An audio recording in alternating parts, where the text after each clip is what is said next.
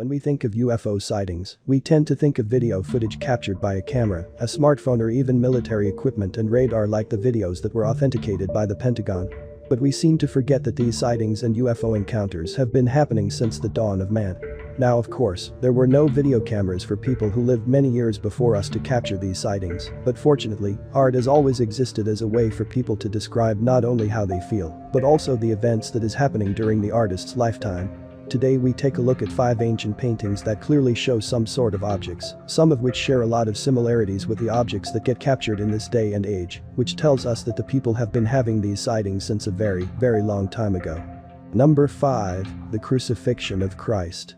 In an interesting painting by Paolo Veneziano, hung above the altar of the Vizocchi de Cani Monastery in Cavosso, 2 crafts are seen on both top corners. In the right corner object, the pilot seems to be looking back at the craft behind him. And neither of these pilots have a halo around them, which discards the possibility of them being divine beings or depicting diving objects. Number 4. The Miracle of the Snow.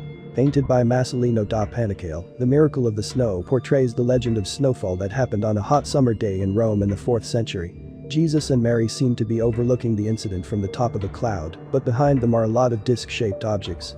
These objects could be thought of as clouds, but for a painter who pays extensive attention to details, such simplistic depiction of clouds doesn't quite seem right. Number 3. Triumph of Summer Tapestry. Kept in the Bayerisches National Museum in Germany, the Triumph of Summer Tapestry was created in 1538 in Belgium. If you look at the top of the tapestry, especially towards the left-hand side, it is possible to see a number of hat-shaped flying objects in black that are not related to any religious depictions that are frequently seen in the sky in other medieval artworks. Some historians have suggested that these objects represent the significance of this ruler coming to power and that he had the support of the divine. But since when are flying disc-shaped objects considered as a symbol of divine intervention? And if they are, why? If the people in that era associated flying saucers with divinity, it means they were seeing such objects in the sky and linking them to a godly phenomena. Number 2. Israel, Put Your Hope in the Lord.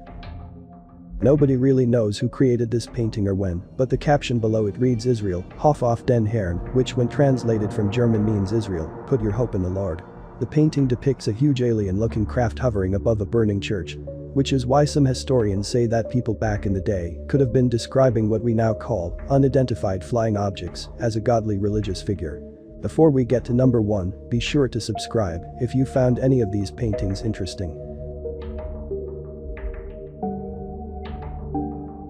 Number 1. The Madonna with Saint Giovannino.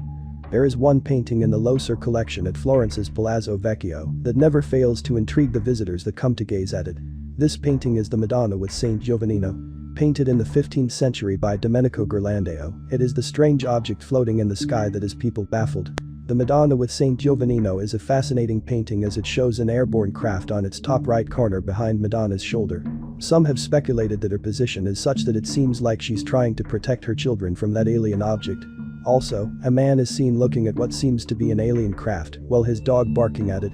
A multitude of bright beams of light are emitted from the suspected craft that appears to be a substantial construction, and it's this that convinces some people that the shape is a flying saucer.